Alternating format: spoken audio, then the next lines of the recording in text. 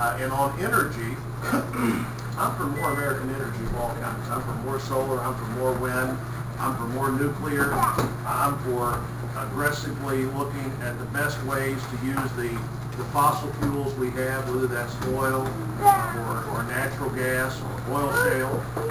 And frankly, because of my vote against cap and trade, a bunch of these outside extreme liberal groups have been attacking me for a year and a half now.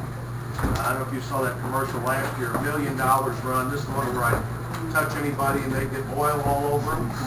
Now the good thing about that commercial was they said he voted against the cap and trade bill. I'd probably take quite a bit of harassment as long as they put in the spot I voted against the cap and trade bill. But Missourians know what that means. And then they started one too about a week ago, I guess, that I finally saw the first time Thursday morning. This is a group of vote vets that's never done anything except support liberal candidates for office. And this one suggests that I voted against the cap and trade bill because I want to help terrorists. They actually put my picture on, they kind of superimpose it over the burning USS Cole. Now the one thing that did for us was it launched a group called Veterans for Blunt that is now approaching 2,000 members and growing every time they run that ad. Missourians know better than that. I mean, I wrote the Foreign Intelligence Surveillance Act. And by the way, on that ship, my son Matt was on top of a Navy ship almost every day for the 5 years, not too long before the USS Cole was attacked.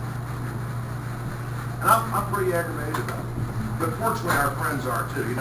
The other sides don't want to talk about little things, not big things. They don't want to talk about the right kind of health care reform, the right kind of job creation, or the right tax policies, or the right kind of energy policies.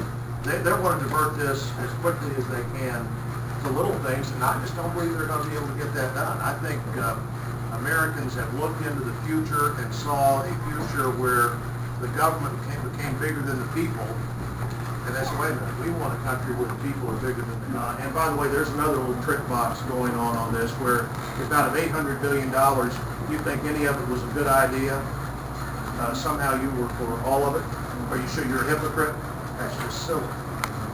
There's no way, just the law of averages, you couldn't spend $800 without some of it being well spent. If you agree that the new windows in the library were a good idea, that doesn't mean you should have wasted been for wasting the other 700 and whatever would have been $1 billion. Almost 8, but windows in the library wouldn't cost very much.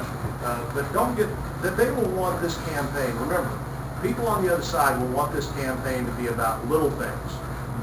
They'll try to convince you if I voted against cap and trade, it's because I like the terrorists. Or they'll do everything they can to make this about the smallest thing possible because they know that on the big issues facing the country, my votes are right with where Missouri ought to be. And 60% of Missourians agree that we don't need cap and trade, we don't need government-run health care, we don't need tax increases on small business, and we ought to defend the country.